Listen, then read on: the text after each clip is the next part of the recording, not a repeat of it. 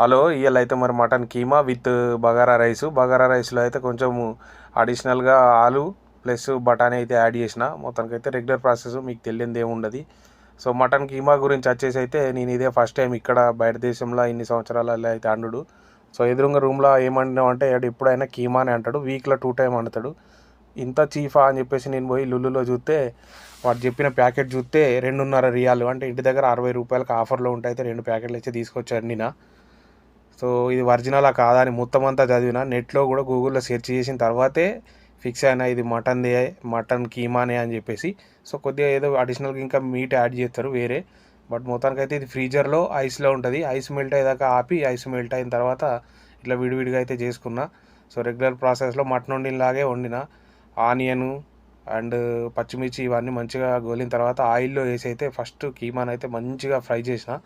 So oil తేరుకునేంత వరకు అయితే కలిపి పెట్టి తిరిగి అన్ని మసాలాలు, కారము, పసుపు, ఉప్పు, అట్లే ధనియా పొడి, గరం మసాలా, మటన్ మసాలా అయితే వేసి మటన్ మసాలాకి మంచిగా పట్టేంత వరకు అయితే కలిపి కొంచెం వాటర్ అయితే యాడ్ చేసిన, ఎందుకంటే మళ్ళీ ఉడకాలి అని చెప్పేసి. సో వాటర్ యాడ్ చేసి మళ్ళీ వాటర్ శాతం తగ్గేంత దాకా డ్రై మీట్ కనిపించేలాగా అయితే మొత్తానికైతే కలిపి వంట అయితే రెడీ చేసిన. సో వీడియో నచ్చితే లైక్ చేయండి, సబ్స్క్రైబ్ చేయండి, షేర్ చేయండి. బట్ ఇందులో ఒక ట్విస్ట్ ఏంటంటే పొద్దున 10 గంటలకైతే ఈ వంట చేయడం జరిగింది. తినే టైం వచ్చేసి అయితే సాయంత్రం 5 అయింది.